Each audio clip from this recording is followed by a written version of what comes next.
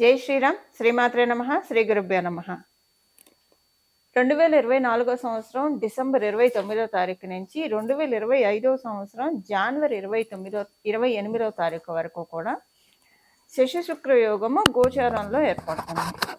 శని మహారాజు మరియు శుక్ర భగవానుడు వీళ్ళిద్దరూ కూడా కుంభరాశిలో ఈ 1 మంత్ ట్రావెల్ చేస్తారు.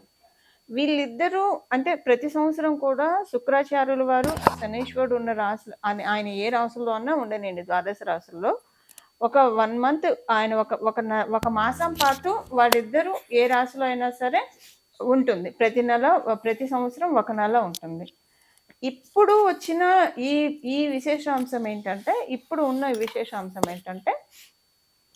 ఇది కుంభరాశిలో ఏర్పడుతుంది. కుంభరాశి ఆయన స్వస్థానగతుడై ఉన్నాడు శని మహారాజు. ఇది ఒక విశేషాంశము. అలాగే ఇప్పుడు కుంభరాశిలో నుంచి ఆయన నెక్స్ట్ ఇయర్ ఇంకా మీనరాశిలోకి వెళ్ళిపోతారు. మళ్ళీ శశి శుక్రులు వీళ్ళిద్దరూ కలుస్తూనే ఉంటారు.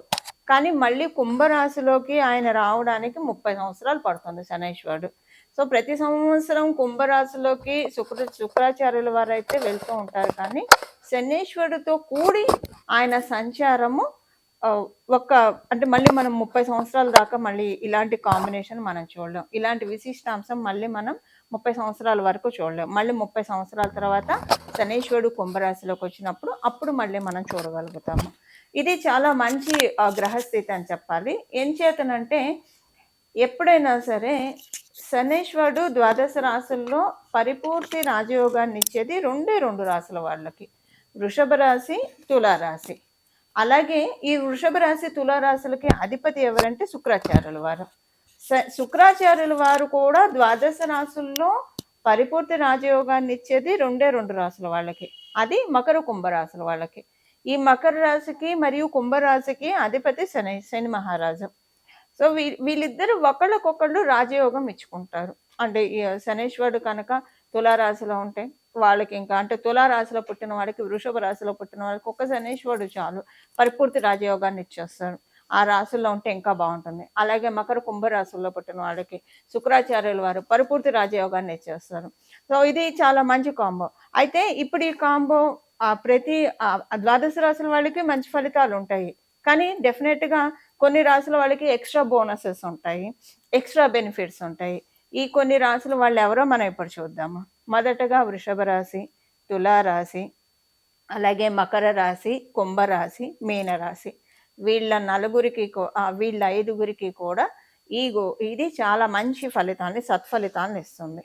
అయితే ఇక్కడ మనం ఒక్కటి చూసుకోవాల్సిన విషయం ఏంటంటే, మీ జన్మ జాతకంలో కనుక శనీశ్వరుడు మరియు శుక్రుడు వీళ్ళిద్దరు కలిసినా లేదా వీళ్ళిద్దరికి పరివర్తన జరిగినా, ఇప్పుడు మీ జన్మ జాతకంలో శుక్రాచార్యుల వారి దశ కావచ్చు, అంతర్దశ కావచ్చు, శనీశ్వరుడు దశ కావచ్చు, అంతర్దశ కావచ్చు, ఇవి మీరు రన్ అవుతూ ఉన్నా, దాంతోపాటు ఇప్పుడు వీళ్ళిద్దరూ ఒకవేళ శనీశ్వరుడు శుక్రాచార్యుల వారి మీద దృష్టి పెట్టినా, పరస్పరం వీళ్ళిద్దరూ సమసప్తక దృష్టితో వీక్షిస్తూ ఉన్నా, లేదా శనీశ్వరుడు తృతీయ దృష్టితో చూస్తున్నా కూడా అప్పుడు ఇప్పుడు మనం తెలుసుకున్న ఈ పారామీటర్స్లో అంటే శనీశ్వరుడు దశ, శుక్ర భగవానుడి దశ అంతర్దశ భుక్తుల్లో ఉన్నా, లేదా వీళ్ళిద్దరు పరస్పర వీక్షణ ఉన్నా, వీళ్ళిద్దరూ కలిసి ఉన్న మీ జన్మ జాతకంలో సెకండ్ థింగ్ ఏంటంటే, ఒకవేళ శనీశ్వరుడు ఒక్కళ్ళు అయినా సరే తృతీయ దృష్టితో కావచ్చు, దశమ దృష్టితో కావచ్చు శుక్ర భగవానుడిని మీ జన్మ చక్రంలో వీక్షిస్తూ ఉంటే, అప్పుడు మీరు ఏ రాశి అయినా కావచ్చు, అంటే మీరు వృషభ, తుల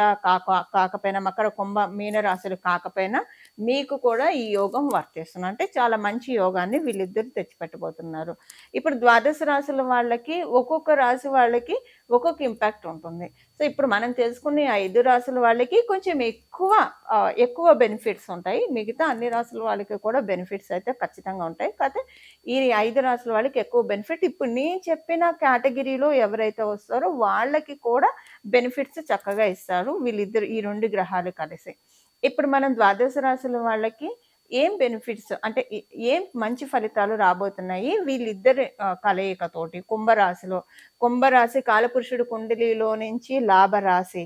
ఈ లాభరాశి ఏకాదశ స్థానం చాలా విశేషాన్ని సంతరించుకుంటుంది. ఏకాదశ స్థానంలో శని మహారాజు మరియు శుక్రాచార్యుల వారి కలయిక చాలా మంచి ఫలితాన్ని ద్వాదశ రాశుల వాళ్ళకి తెచ్చిపెట్టబోతుంది. ఇది మళ్ళీ మనకి 30 సంవత్సరాల దాకా మనం చూడలేం. వన్స్ ఈ కాంబినేషన్ బ్రేక్ అయిందంటే. ఎందుకంటే శుక్రాచార్యుల వారు మళ్ళీ తర్వాత నెక్స్ట్ జనవరి 2025 అంటే 29థ్ నుంచి ఆయన మీనరాశిలోకి వెళ్ళిపోతాడు. మళ్ళీ మనం ఇలాంటి గ్రహస్థితి చూడాలంటే 30 సంవత్సరాల వరకు వేచి ఉండాలి. సో, ఇప్పుడు ఉన్న ఈ గోచరంలో గ్రహస్థితి మనకి మంచి లబ్ధికరంగా, యోగకరంగా ఉంది. దీన్ని ఒకవేళ ఇప్పుడు మీ జన్మజాతకం బలంగా లేకపోతే దీన్ని ఒడిసి పట్టుకోవడానికి, అలాగే మీ జన్మజాతకం బలంగా ఉన్నా దీన్ని ఇంకా మనం ఇంకా స్థిరపరచుకోవడానికి, ఇంకా వృద్ధిపరచుకోవడానికి, ఇంకా బలపరచుకోవడానికి ఎలాంటి పరిహారాలు చేయాలో కూడా మనం తెలుసుకుందాము. సింహరాశిలో పుట్టిన వాళ్ళకి శశి శుక్రయోగము ఎలాంటి ఫలితాన్ని ఇవ్వబోతుంది? మీకు సప్తమ స్థానంలోనే ఈ శశి శుక్రయోగం చోటు చేసుకుంటూ ఉంది. అయితే మీకు ఈ శశి శుక్రయోగంలో శని మహారాజు సప్తమాధిపతి అయ్యారు. శుక్రాచార్యుల వారికి కేంద్రాధిపత్య దోషం వచ్చింది. మీ రాశికి ఆయన పూర్తిగా అనుకూలం కాదు, అలాగని ప్రతికూలం కూడా కాదు, కానీ పూర్తిగా ప్రతికూలము కాదు, అనుకూలుడైతే కాదు. ఎందుకంటే కేంద్రాధిపత్య దోషము శుభగ్రహాలకి రాకూడదు. అందువల్ల ఏంటంటే ఇక్కడ శని మహారాజు కూడా మీకు సప్తమ స్థానాధిపతి అవడం వల్ల మారకాధిపతి కూడా అవుతున్నాడు. ఒక చిన్న ఇదేంటంటే వివాహ ప్రయత్నాలు చేయడానికి ఈ సమయం అనుకూలం కాదు. అంటే మనం అసలు చూస్తే కనుక శుక్రాచార్యుల వారు సప్తమ స్థానంలో సంచారం చేస్తూ ఉన్నారు. మీరు ఆల్రెడీ వివాహ ప్రయత్నాలు చేస్తూ ఆల్రెడీ సంబంధాలు మాట్లాడేసేసుకున్నాము, ఇంకా పెళ్లి చేసుకుంటున్నాము, ముహూర్తాలు పెట్టేసుకున్నామంటే దానికి మాట్లాడట్లేదు. అది బాగుంటుంది. ఇదివరకు అంటే మీరు ఒక 2-3 నెలల నుంచి చేస్తున్నారు, లేదా ఎప్పటి నుంచి చేస్తున్నారు కాబట్టి ఇప్పుడు మీకు అది మంచిది. కానీ ఇప్పుడు కరెక్ట్‌గా ఇంకా ప్రయత్నాలు చేద్దాము. మనం మ్యారేజ్ బ్యూరోస్‌లో లేదా తెలిసిన వాళ్ళకి చెప్దాము. ఏమన్నా మంచి సంబంధాలు ఉంటే చెప్పమని చెప్పి ఇప్పుడు ప్రత్యేకించి కనుక మీరు ఎన్రోల్ చేసుకోవాలంటే ఫ్రెష్‌గా ఎన్రోల్ చేసుకోవడానికి మటుకు పూర్తిగా అనుకూలంగా లేదు. ఈ ఒక్క నెల ఆగి అంటే 2026 జనవరి 29వ తారీఖు వరకు ఆగి ఆ తర్వాత మీరు చేసుకోవచ్చు. ఈ నెల రోజుల పాటు మటుకు కొత్తగా మీరు వివాహ ప్రయత్నాలు చెయ్యాలి, ఇప్పుడే మొదలు పెడదామని అనుకుంటే అనుకూలం కాదు. ఇది ఒక్క విషయంలో జాగ్రత్తగా ఉండాలి. వ్యాపారము, కొత్తగా వ్యాపారాలు ఏమన్నా చేద్దామన్నా ఆల్రెడీ మీరు శుక్రాచార్యుల వారికి సంబంధించిన ఏమన్నా వ్యాపారాలు చేస్తుంటే, అంటే శుక్రాచార్యుల వారికి సంబంధించిన అంటే టెక్స్టైల్ ఇండస్ట్రీ కావచ్చు, కెమికల్స్‌కి సంబంధించింది కావచ్చు, అలాగే ఈ బ్యూటీ ప్రొడక్ట్స్ కావచ్చు, బ్యూటీ పార్లర్‌లు కావచ్చు, ఇలాంటి సంబంధిత వ్యాపారాలు మీరేమైనా చేస్తుంటే, అలాగే jewellery, artificial jewellery, fancy jewellery ఇలాంటివి మీరు చేస్తూ ఉంటే కొంత మీ బిజినెస్‌లో మీరు జాగ్రత్తగా ఉండాలి. అంటే మీకు అంటే యాక్చువల్‌గా మీకు మంచి లాభాలను ఇస్తాడు ఆయన. వ్యాపారంలో అనుకూలతనిస్తాడు. కాకపోతే పర్టిక్యులర్‌గా ఇప్పుడు మనం తెలుసుకున్న ప్రత్యేకించి ఈ రంగాల్లో ఎవరైతే ఉంటారో వీటికి సంబంధించిన వ్యాపారాలు ఎవరైతే చేస్తూ ఉంటారో మీరు కొంత ఈ మాసం వరకు కూడా మీకొచ్చే సరుకు కరెక్ట్‌గా ఉందా లేదా? ఉదాహరణకి మీరు బ్యూటీ పార్లర్ రన్ చేస్తుంటే మీరు వాడే ప్రొడక్ట్ ఎక్స్‌పైరీ డేట్ అవి 1కి 2 సార్లు చెక్ చేసుకోండి. మీరు ఒకవేళ మీ కింద వర్కర్స్‌ని అసైన్ చేస్తే వాళ్ళసలు పనితీరు ఎలా ఉంది అది చూడండి. కొంచెం ఈ టైంలో ఏదన్నా గొడవలు రావడానికి అవకాశం ఉంది చాలా స్వల్పంగా. మీ జన్మజాతకం బావుంటే ఇది మీకు అప్లికేబిలిటీ ఉండదు. అంటే అంత పెద్దగా ఏముండదు. చాలా చిన్నగా వస్తుంది. మధ్యలో వచ్చేవి మీరు చూస్తారు, ప్రత్యేకించి ఏం చూడరు. ప్రస్తుతం మీ జన్మజాతకం బాగా బలోపేతంగా లేకపోతే కనుక కొంచెం ఇది బాధ కలిగిస్తుంది ఈ విషయాల్లో. అంటే కేవలంగా వ్యాపారస్తులందరికీ నేను ప్రాబ్లమ్ అని చెప్పట్లేదు. కేవలంగా ఇప్పుడు మనం తెలుసుకున్న ఫీల్డ్స్‌లో ఉన్న వాళ్ళకి, రంగాల్లో ఉన్న వాళ్ళకి కొంత ఇబ్బందులొచ్చే అవకాశం ఉంది.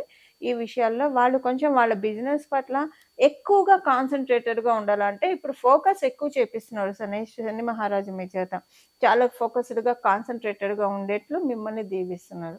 ఇది ఉద్యోగస్తులకి, ఆడవాళ్ళతోటి కొంచెం ఇబ్బందులు రావడం. మీరు ఆడవాళ్ళైనా, మీరు మగవాళ్ళైనా సరే ఉద్యోగస్తులకి ఉద్యోగ స్థలంలో కొంత ఆడవాళ్ళతోటి ఇబ్బందులు రావడం జరుగుతుంది. అయితే ఇంకా మనం మిగతా వ్యాపారస్తులకి అంతవరకే, మిగతా విషయాల్లో బాగుంది. ఉద్యోగస్తులకు అంతవరకే చిన్న ఇబ్బంది ఉంటుంది. మీరు ఉద్యోగస్తులైనా, వ్యాపారస్తులైనా అంటే ఇప్పుడు మనం తెలుసుకున్న ఈ శుక్రాచార్యులకు సంబంధించిన వ్యాపారాలు కాకుండా ఇంకా ఏ వ్యాపారంలో ఉన్నా, అంటే ఒకవేళ మీరు సినిమా ఫీల్డ్‌లో ఉన్నా కూడా జాగ్రత్తగానే ఉండాలి. అది కూడా శుక్రాచార్యుల వారికి సంబంధించింది.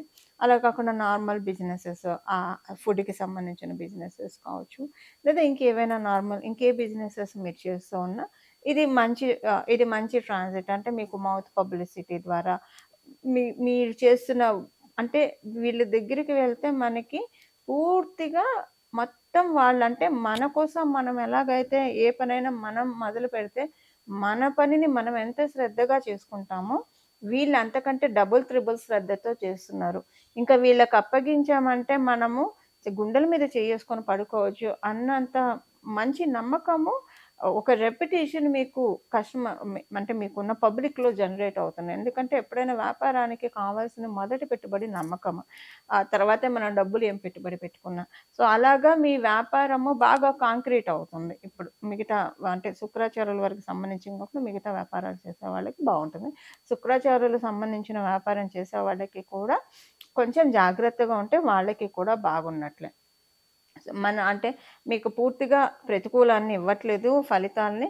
అలాగని అనుకూల ఫలితాల్ని తెచ్చుకోవాలి కదా! అనుకూల ఫలితాన్ని తెచ్చుకోవడానికి ఏం పరిహారం చేసుకోవాలో ఇప్పుడు మనం చూద్దాం. శశి శుక్ర యోగము ఇవిచ్చే ఫలితాలు ద్వాదశ రాశుల వాళ్ళకి మనం చూసాం కదా! ఇప్పుడు మనం అసలు ఒకవేళ మీ జన్మ జాతకంలో ఈ యోగం ఉన్నా లేకపోయినా, అసలు మీకు ఈ యోగం ఇప్పుడు గోచారంలో ఉన్న ఈ యోగము మంచి ఇంపాక్ట్‌ని, అలాగే మంచి ఫలితాల్ని ఇవ్వాలంటే ఏం పరిహారం చేసుకోవాలో ఇప్పుడు మనం చూద్దాము.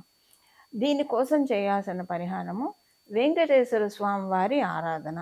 ఇప్పుడు మీ వెంకటేశ్వర స్వామి వారికి సంబంధించిన గోవింద నామాలు చదువుకోవడం కావచ్చు, వెంకటేశ్వర స్వామి వారికి సంబంధించిన వెంకటేశ్వర స్వామి వజ్ర కవచం కావచ్చు, లేదా పురుష సూక్తం, స్త్రీ సూక్తము ఇలాంటివి ఏవైనా సరే, లేదు విష్ణు సహస్ర నామాలు మీకు చదివే అలవాటు ఉంటే కనుక అత్యద్భుతంగా ఉంటుంది.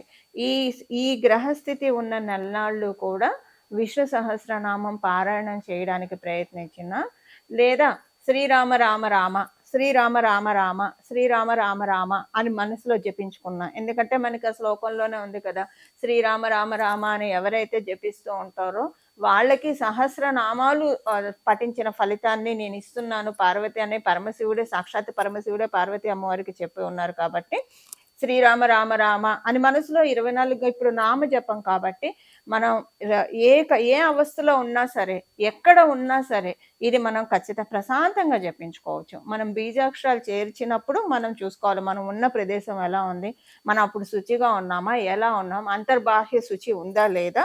మంత్ర జపానికి ఖచ్చితంగా నియమాలు ఉంటాయి. నామ జపానికి ఎటువంటి నియమాలు ఉండవు. మనం రౌండ్ ద క్లాక్ ఎప్పుడైనా సరే మనం జపించవచ్చు. అందువల్ల శ్రీరామ రామ అని రోజు మననం చేసుకుంటూ ఉంటే, ఇది మామూలుగా కూడా ఇలా చేసుకుంటే చాలా మంచిది. రామనామం తారక మంత్రం మనందరికీ తెలిసిన విషయమే. శ్రీరామ రామ రామ అని ప్రతిరోజు జపిస్తూ ఉంటే కనుక ఇంకా మీకు తర్వాత ఇది అయిపోయిన తర్వాత ఈ నెలనాళ్ళు అయిపోయిన తర్వాత అది ఇంకా అలవాటు అయిపోతుంది. ఒక్కసారి మన మనసుకి గట్టిగా ఏదైతే అలవాటు చేస్తామో, మన నాలికకి రిపీటెడ్గా ఏదైతే మనం ఫీడ్ చేస్తూ ఉంటామో, అలవాటు చేస్తూ ఉంటామో, ఇంకా కొంతకాలం మనం అది రెగ్యులర్ ప్రాక్టీస్లో చేస్తూ వెళ్తే తర్వాత మన మనసు ఆటోమేటిక్గా అదే పట్టుకుంటుంది. అలాగే మన నాలుక మనకి తెలియకుండానే శ్రీరామ రామ రామ, శ్రీరామ రామ రామ, శ్రీరామ రామ రామ అని జపిస్తూ ఉంటుంది.